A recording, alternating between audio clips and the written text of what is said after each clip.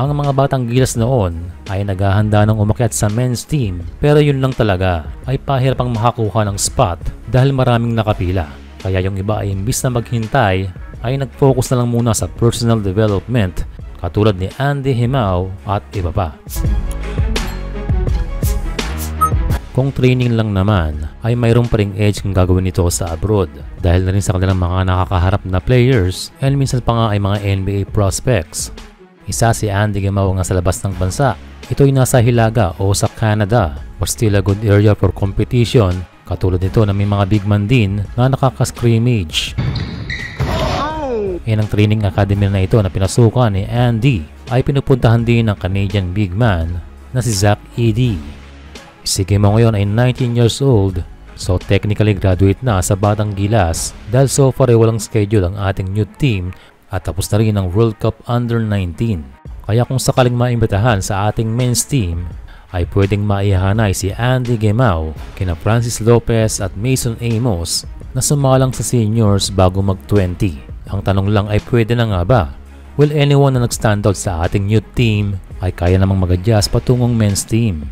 Ang tanong lamang ay kung may pwesto pa ba? Dahil sa ngayon ay lumitang chance ng mga players na makaangat sa men's team given there is a 4-year program. And sa ngayon na magkakalahati na ang termino ni Coach Tim Cone, ang pinakamaraming roster ay 16.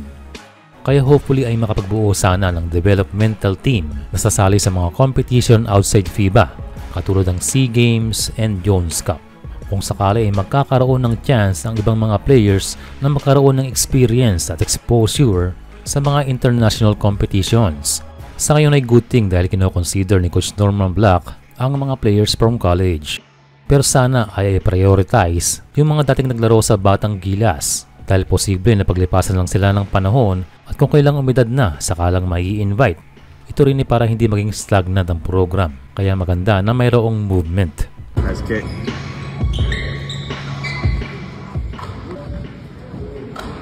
And bukod kay Himao ay maraming nakaabang. Nandiyan sila Calum Harris, Alex Canov, Seven Gagate, Luis Pablo, Hench Di Mesana at marami pang iba. Sabi ng isang fan ay panahon na para makasama ang mga ito sa senior team.